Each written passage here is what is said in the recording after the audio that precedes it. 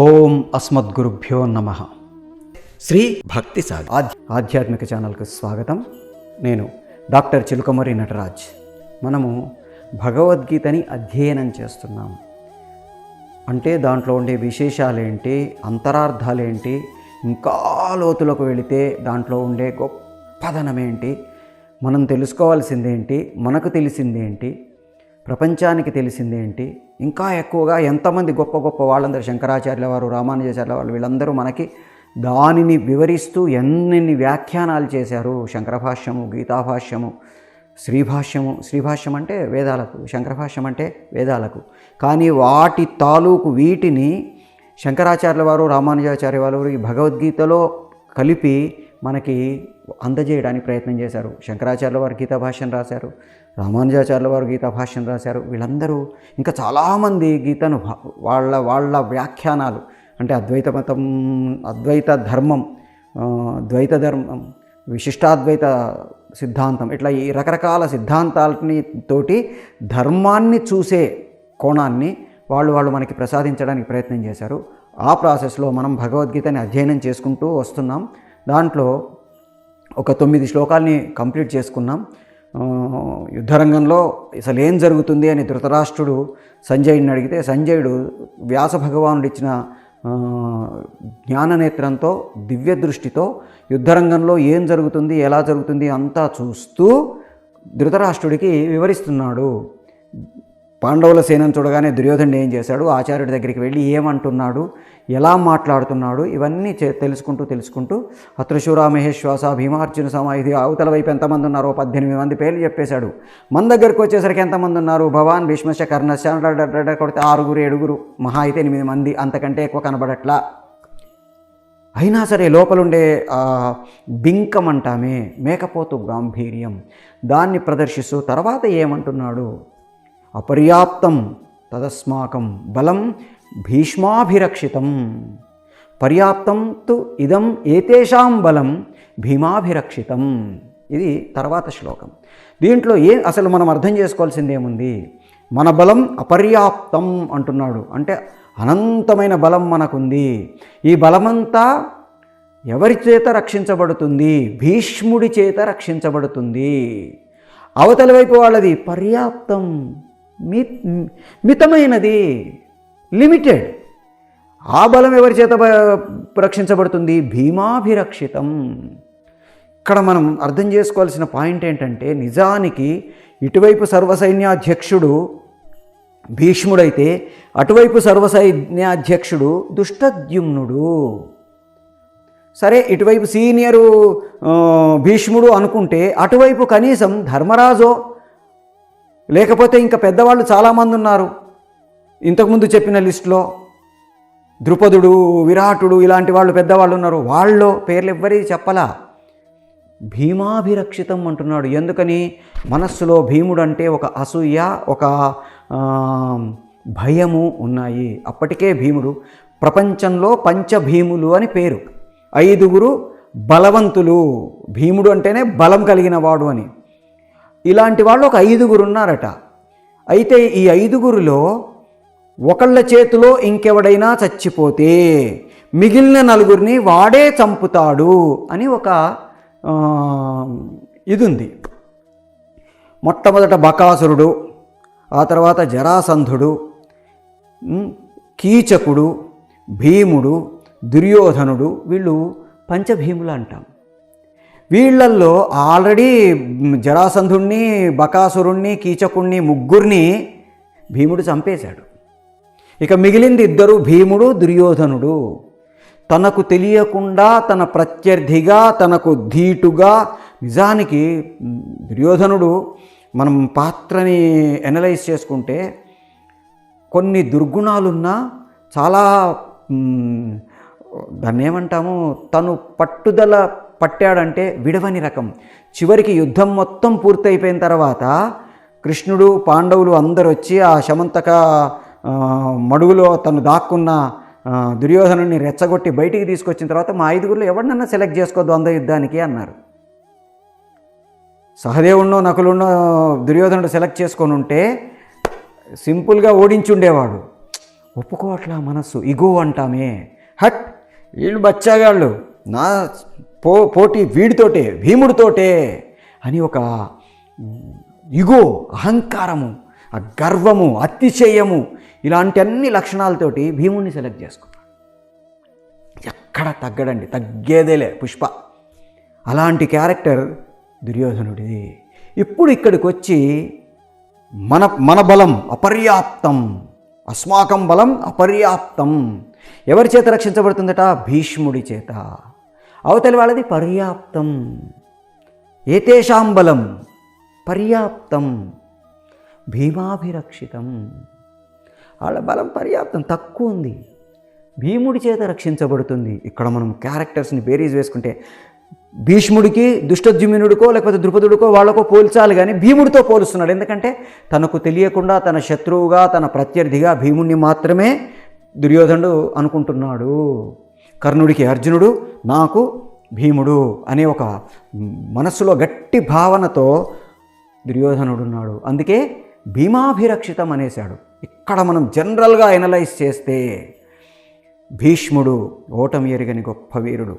మొత్తం గోగ్రహణ కాలంలో మోహిని అస్త్రాన్ని, సమ్మోహనాస్త్రాన్ని అర్జునుడు వేసినప్పుడు ఉత్తరుడికి చెప్పాడు, వాళ్ళ దగ్గరికి వెళ్ళి ఆ బొమ్మ పతికల కోసం వాళ్ళ తలపాగాల కుచ్చులు పట్టుకొచ్చుకోవయ్యా, ఒక్క కండిషన్, ఒక్క నియమం ఏంటి? భీష్ముడి దగ్గరికి వెళ్ళకు, ఎందుకంటే ఆయన ఈ అస్త్రానికి బద్ధుడు కాదు. మరి భీష్ముడు యుద్ధం చేయొచ్చు కదండి అర్జునుడితో,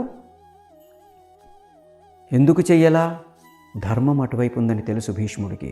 తాము దొంగతనానికి వచ్చారు, గోగ్రహణము, గోవుల్ని ఎత్తుకుపోవడానికి వచ్చారు, తప్పదు కాబట్టి, రాజాజ్ఞ కాబట్టి అతని తరపున భీష్ముడు వచ్చాడు తప్ప, వచ్చినప్పుడే చెప్పారు భీష్ముడు ద్రోణుడు వీళ్ళు, వచ్చేడివాడు పల్గునుడు అవశ్యము గెలుతు మనంగరాదు. అల్లటప్పగాడు అనుకున్నావా వస్తున్నది? అర్జునుడు భారత యుద్ధం మొత్తం మీద ద్రోణుడు కానీ భీష్ముడు కానీ వీళ్ళందరికీ గొప్ప నమ్మకం ఏంటే, అర్జునుని మించిన వాడు లేడు వీరుడు. భగవద్గీత భీముడికి చెప్పొచ్చుగా, ఇంకొకటికి చెప్పొచ్చుగా, అర్జునుడికే ఎందుకు చెప్తున్నాడు? మహాభారత యుద్ధంలో అర్జునుడు ఎంత గొప్ప వీరుడో మనకి వ్యాస భగవానుడు రాసిన భారతంలో భీష్మ, ద్రోణ, కర్ణ, శల్య పర్వాల్లో మనకి తెలుస్తుంది. సౌప్తిక పర్వంలో అయితే ఆ బ్రహ్మశిరోనామకాస్త్ర ప్రభావంలో దాన్ని సంధించి వేసినప్పుడు అటు అశ్వత్థామ ఇటు అర్జునుడు ఇద్దరూ బ్రహ్మశిరోనామకాస్త్రాన్ని ప్రయోగించారు. కానీ అశ్వత్థామకి ఉపసంహారం తెలియదు, కానీ అర్జునుడు ప్రయోగ ఉపసంహారాలు కూడా తెలిసిన నిష్ణాతుడు. తన అస్త్రాన్ని తను ఉపసంహరించుకున్నాడు లోక కళ్యాణార్థం, లోకక్షేమార్థం. అశ్వత్థామ ఉపసంహరించుకోలేక దాన్ని ఉత్తర గర్భంలో ఉన్న పరీక్షిత్ మీద ప్రయోగించాడు. అలాంటి గొప్ప వీరుడు అర్జునుడు. అతన్ని కదా సమానంగా తీసుకోవాలి, కర్ణుడికి సమానంగా తీసుకున్నాడు, కానీ తనకు సమానంగా భీముణ్ణి మాత్రమే ఎంచుకుంటున్నాడు. ఇటువైపు భీష్ముడు అంత గొప్ప వీరుడు, అలాంటి వాడు అలా సమ్మోహనాస్త్రం తన మీద పనిచేస్తున్నట్టుగా అలా నటిస్తున్నాడు. ఉత్తరుడు వెళ్ళి ఆ బొమ్మ పతికలన్నీ తీసుకుంటూ ఒకసారి చూసేసరికి మూసుకొందబై అన్నట్టు చూశాడు. ఒక్కసారి దండం పెట్టేసి పారిపోయి వచ్చాడు ఉత్తరుడు. ఎందుకని అంటే అంత గొప్ప వీరుడు, ఓటమి ఎరుగని వీరుడు భీష్ముడు. పరశురాముణ్ణి ఇట్లాంటి వాళ్ళని జయించిన వీరుడు. అతని స్థితప్రజ్ఞత, స్థిర చిత్తము ఇంకెవ్వరికీ లేవు.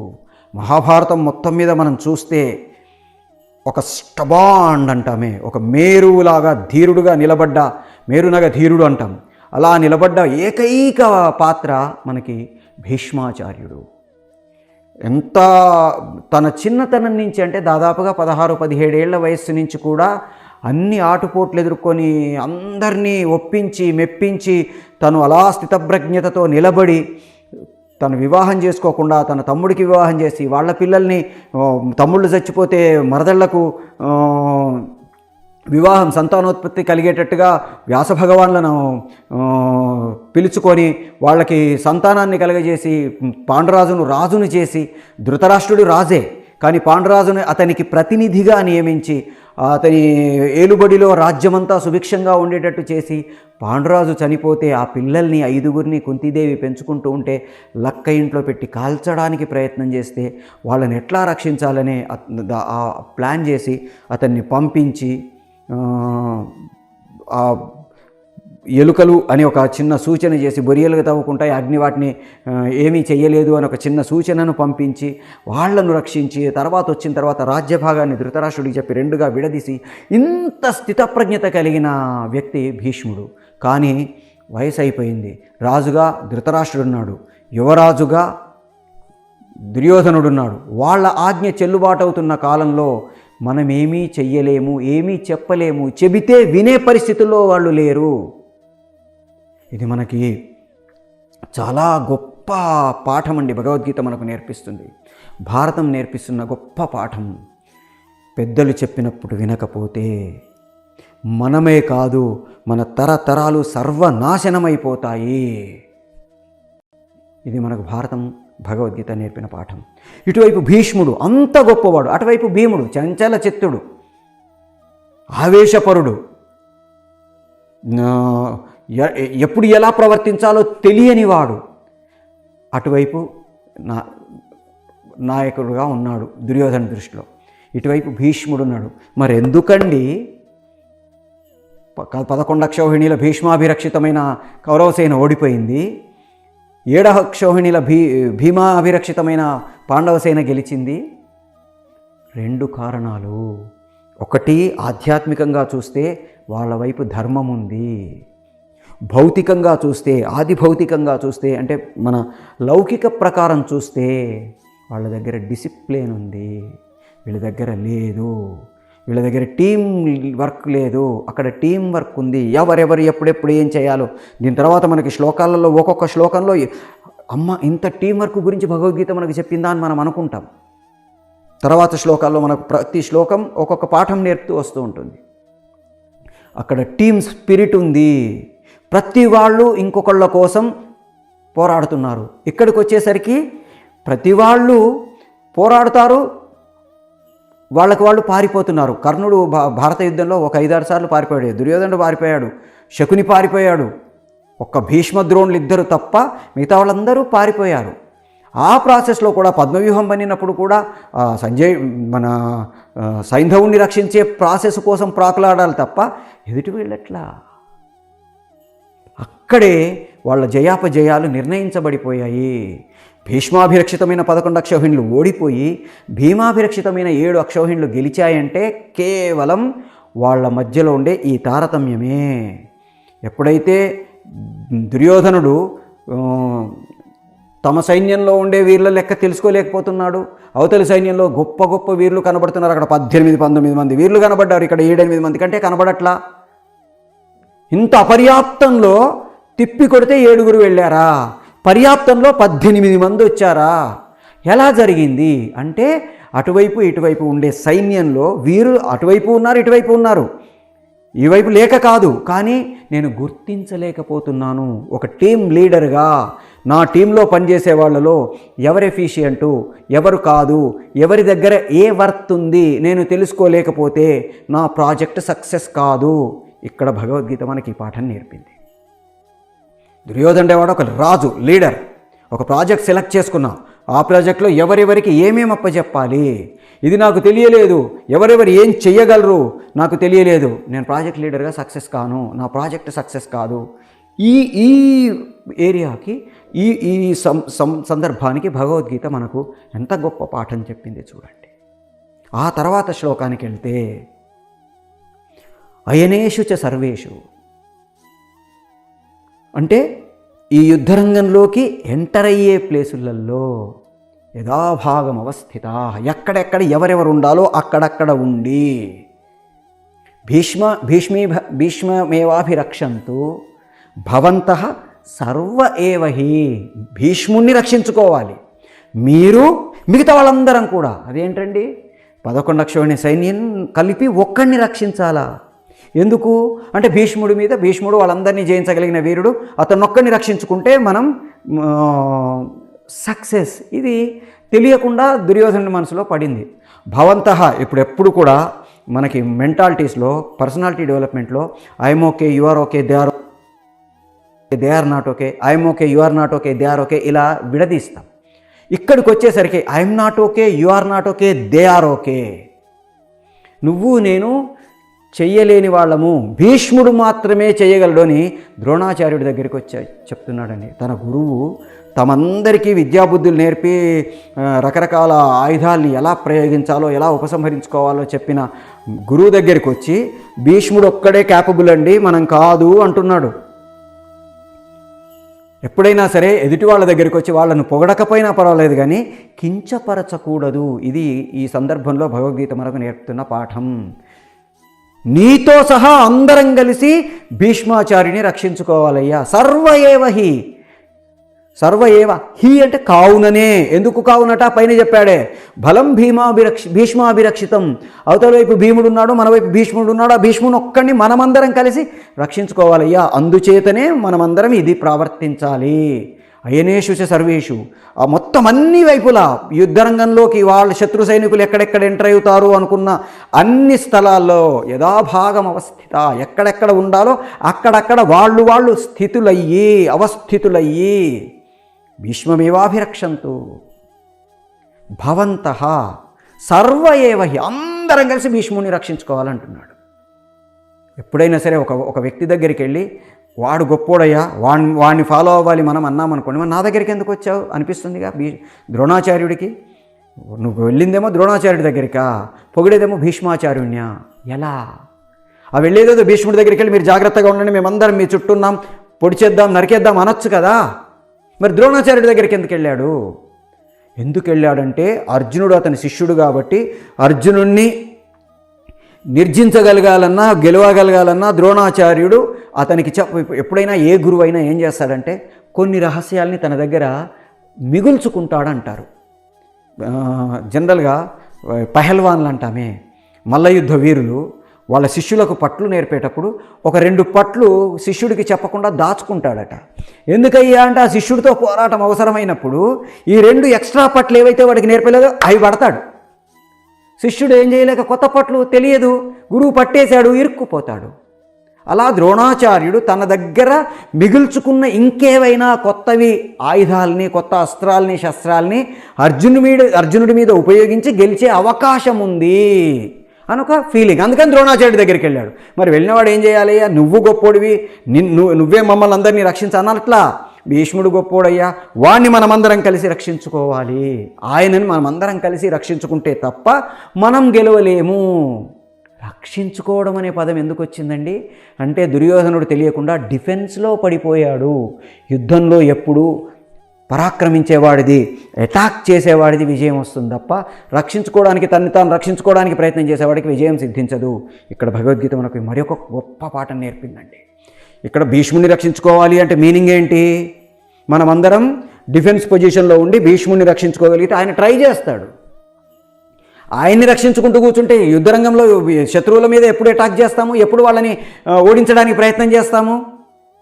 ఎప్పుడైతే డిఫెన్సివ్ పొజిషన్లోకి మనం వెళ్ళిపోతామో ఆటోమేటిక్గా మనకు తెలియకుండా మనం యుద్ధంలో ముందుకెళ్లకుండా వెనక్కి వెళ్ళడం ప్రారంభమవుతాము.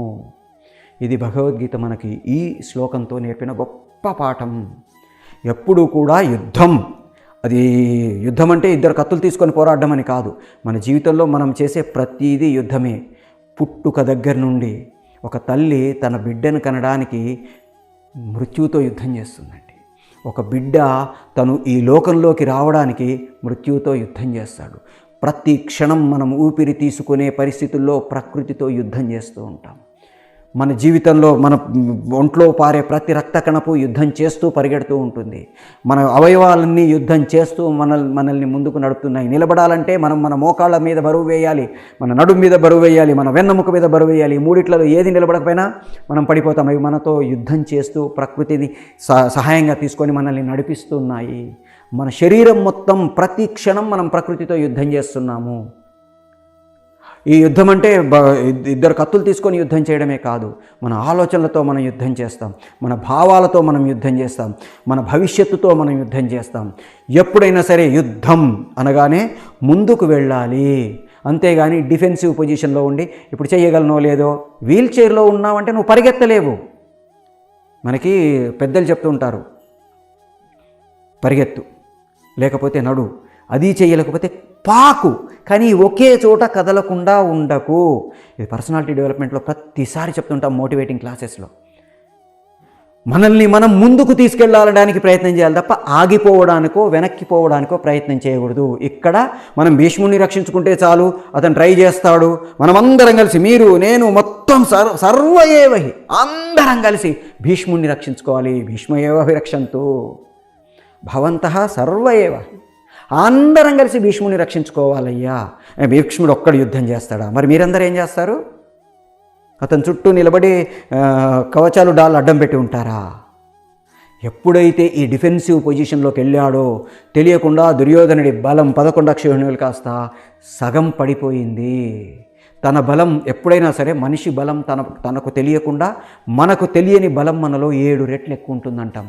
మనకి హిప్నటిస్టులు, పట్టాభిరామ్ గారు లాంటి హిప్నటిస్టులు దీన్ని చాలాసార్లు ప్రూవ్ చేశారు. తాళ్ళు కట్టేసి నువ్వు తెంపుకోవడానికి ప్రయత్నం చేస్తున్నావు అంటే మామూలుగా తెంపడానికి ప్రయత్నం చేస్తాం, మనం తెంపలేము. కానీ ఆ హిప్నోసిస్లోకి వెళ్ళినప్పుడు మనకు తెలియకుండా మన లోపల నిబిడీకృతమై ఉన్న బలాలన్నీ బయటకు వచ్చి ఆ తాడును తెంపేసుకోగలుగుతాం. మనకి రాయి అని ఒక నాటకం ఉంది. ఇంటి ముందు ఒక పెద్ద రాయి ఉంటుంది. ప్రతిరోజు ఆ ముసలాన్ని, ఒరే ఆ రాయి తీసి పడేరా, నేనెక్కడెత్తుతానయ్యా అంటుంటాడు. ఒకరోజు ఆ ముసలి అతని కళ్ళ ముందు అతని కొడుకును కొడుతుంటే, నా కొడకల్లారా అని ఆ రాయి ఎత్తుతాడు. ఆ పెద్దోడు అడుగుతాడు, ఎరా రోజు తీసిపారేయమంటే నేనెక్కడెత్తుతానయ్యా అన్నావు, నువ్వు ఎత్తగలవు కదా దాన్ని అంటే. మన బలం మనకు తెలియదు. మన బలం మనం తెలుసుకోవడానికే భగవద్గీత మనకి ఎన్నో పాఠాలు నేర్పింది. మనం ఏం చేయగలము, ఎప్పుడు చేయగలము, ఎలా చేయగలమో తెలుసుకోవడానికే మనకు భగవద్గీత బోల్డ్ అన్ని మార్గాల్ని సూచిస్తుంది. డిఫెన్సివ్ పొజిషన్లోకి వెళ్ళకండి, అఫెన్స్, ముందుకెళ్ళండి, దూసుకెళ్ళండి. అందుకే మనకి ప్రతిసారి మధ్య మధ్యలో చెప్పుకుంటూ ఉంటాం, ఎత్ర యోగీశ్వర కృష్ణో ఎత్ర పార్థో ధనుర్ధరః, take your weapons and move forward. ఏ వెపన్ అయినా కావచ్చు, ప్రతి వాళ్ళకి వెపన్. ఇప్పుడు డాక్టర్ అనుకోండి, టేక్ యువర్ వెపన్స్ అనగానే కత్తులు కటార్లు డాళ్ళు తీసుకోడు. అతనికి సంబంధించిన స్టెథోస్కోపు, ఇంజెక్షన్ సిరంజ్లో సర్జికల్ నైఫ్స్, ఫోర్సెప్స్ తీసుకొని బయలుదేరుతాడు. ఒక ఇంజనీర్ అంటే మినీ డ్రాఫ్టర్లో ఇంకొకటో తీసుకొని బయలుదేరుతాడు. పెన్నులు, పెన్సిళ్ళు చాలు, ఒక రచయిత ఒక పెన్ను చాలు, అతని ఆయుధం అది. ఎవరైతే ఆయుధాన్ని తీసుకొని ముందుకెళ్తారో, వాళ్ళ పక్కన ధర్మం ఉంటుందో, వాళ్ళు ఖచ్చితంగా గెలుస్తారు. ధ్రువాని ఇతి మతిర్మమా, ఇది మనకి భగవద్గీత చివర చెప్పబడింది. కాబట్టి మనం భగవద్గీతలో ప్రతిదీ నేర్చుకుంటాము. హైనేషు చ సర్వేషు యథాభాగమవస్థితాః అంటే ఎంట్రన్సుల దగ్గర. ఇక్కడే మనకి పద్మవ్యూహంలో వాళ్ళు ప్లాన్ అమలు చేశారు. ద్రోణుడికి చెప్పాడు, హైనేషు చ సర్వేషు అంటే మనము జనరల్గా సినిమా స్క్రిప్ట్ రాసుకునేటప్పుడు ప్లాంటింగ్ అండ్ పే ఆఫ్ అంటాం. ఇక్కడ చెప్పాడు, ఆ సైన్యంలోకి ప్రవేశించే దారుల్లో అన్ని చోట్లలో యథాభాగం అవస్థిత, ఎక్కడెక్కడ ఎవరెవరు ఉండాలో అక్కడక్కడ వాళ్ళుండి భీష్మాచార్యుని రక్షించుకోవాలి నీతో సహా అని ఇప్పుడు చెప్పిన దాన్ని ద్రోణుడు పద్మవ్యూహం పన్నినప్పుడు సైంధవుని రక్షించుకోవడానికి, మన అభిమన్యుడిని చంపడానికి, సైంధవుని రక్షించుకోవడానికి వాడుకున్నాడు. అంటే ఎప్పుడు ఏది నేర్చుకున్నామో దాన్ని అక్కడే వదిలేయకుండా మనకి ఎక్కడ అవసరమో అక్కడ వాడుకోవడం అనేది కూడా మనకు భగవద్గీత నేర్పిస్తుంది. ఇప్పుడు చాలా సింపుల్గా దుర్యోధనుడు అంటే ఇది ద్రోణుడికి తెలియదా? తెలిసిందే, కానీ గుర్తు రావాలి. సమయానికి గుర్తు రాకపోతే మన నాలెడ్జ్ మొత్తం జీరో. ఐక్యూ అనే పదం వాడుతుంటాం మనం. ఐక్యూ, ఈక్యూ అనే 2 పదాలు వాడుతుంటాం. ఐక్యూ అంటే ఇంటెలిజెంట్ కోషెంట్ అంటాం. అంటే మనకి నాలెడ్జ్ ఉండడం వేరు, ఆ నాలెడ్జ్ని సరైన సమయంలో సరైన విధంగా ఉపయోగించుకోవడం వేరు. అట్లాగే నా ఎమోషన్స్ ఉండడం వేరు, ఆ ఎమోషన్స్ని సరైన సమయంలో సరైన విధంగా ఉపయోగించుకోవడం వేరు. నేను చేయాల్సిన టైంలో ఏడవకుండా, నవ్వాల్సిన టైంలో నవ్వకుండా, నవ్వాల్సిన టైంలో ఏడ్చినా, ఏడవాల్సిన టైంలో నవ్వినా, కోపం చూపించాల్సిన చోట నవ్వినా, నవ్వాల్సిన చోట కోపం చూపించినా ఆ ఎమోషన్ అంతా వృధా. అట్లాగే నాకు ఉన్న నాలెడ్జ్ ఎలా వాడుకోవాలి? ఇప్పుడు ఏదో సింపుల్గా అయనేషు చ సర్వేషు యథాభాగం అవస్థిత అంటే అయనము అంటే జర్నీ. మొత్తం ఈ జర్నీలో అంటే యుద్ధరంగంలో ఉండే జర్నీలో లోపలికి ఎవరెవరైతే శత్రువులు ప్రవేశిస్తారని మనకు అనుమానాలు ఉన్నాయో, ఎక్కడెక్కడి నుంచి వస్తారని తెలిసి అనుకుంటున్నామో అక్కడక్కడ యథాభాగం అవస్థిత, అక్కడక్కడ పర్ఫెక్ట్గా సెట్ అయ్యి ఉండి భీష్మమేవాభిరక్షంతు, భీష్ముని రక్షించుకుందామన్నాడు. అక్కడ భీష్ముని కాకుండా సైంధవుని రక్షించుకోవడానికి ప్రయత్నం చేశారు, అభిమన్యుని చంపడానికి ప్రయత్నం చేశారు. అంటే ఇక్కడ అనుకున్న పాయింట్ని గుర్తు చేసుకుంటే అక్కడ వాడుకున్నారు. అట్లా మనకి ప్రతి చోట భగవద్గీతలో ఏదో ఒక విశేషాన్ని మనకి ఈ మోడర్న్ సొసైటీలో, ఈ కార్పొరేట్ లైఫ్లో మనం తెలుసుకోవడానికి ప్రయత్నం చేస్తాం. ఇంకా కొన్ని శ్లోకాలతోటి ఇంకొక అధ్యాయంలో కలుసుకుందాం. జై శ్రీమన్నారాయణ. లైక్ చేయండి, షేర్ చేయండి. మీ అమూల్యమైన అభిప్రాయాల్ని కామెంట్స్ రూపంలో తెలిపి మమ్మల్ని ప్రోత్సహించడం మాత్రం మర్చిపోకండి. ఇలాంటి మరిన్ని ఆసక్తికరమైన వీడియోల కోసం మా ఛానల్ని సబ్స్క్రైబ్ చేసుకోండి.